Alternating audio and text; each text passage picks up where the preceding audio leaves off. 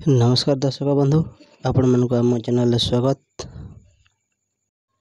तो सुभद्रा योजना पे गोटे बड़ खुशी खबर अच्छी जे सरकार पुणी थे जो मैंने 5,000 पैसा से बोनस आकार 500 टंका देवी आउ जो सुभद्रा टंकाटा जो महिला मैंने पाई से ना फेरवा पड़ो ना कौन प्रकार सुध देवा पड़ो से माने जेबे चाहिए जो दिन चाहिए टंकाटा उठे पारे।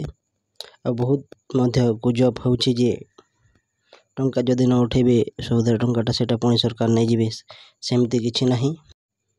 सरकार मध्य घोषणा कर ना पैसा फेरवा पड़ो ना कौन सुध लगे।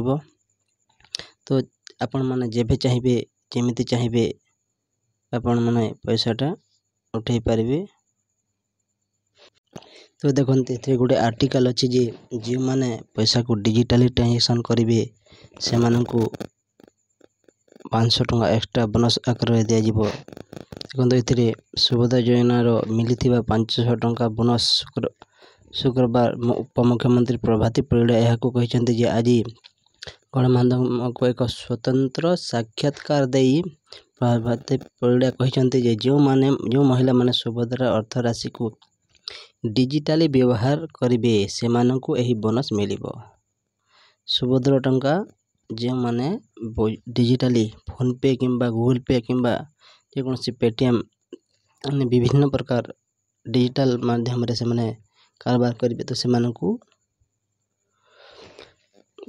एक्स्ट्रा बोनस आकार दे कारण कहीं आजिकल बैंक मानक बहुत भीड़ लगी जो जातु जो बैंक को जातु बहुत लंबा धाड़ी लगी से समस्त को आह्वान कर डिजिटल माध्यम व्यवहार करूँ आ 500 टंका बोनस नहीं जातु।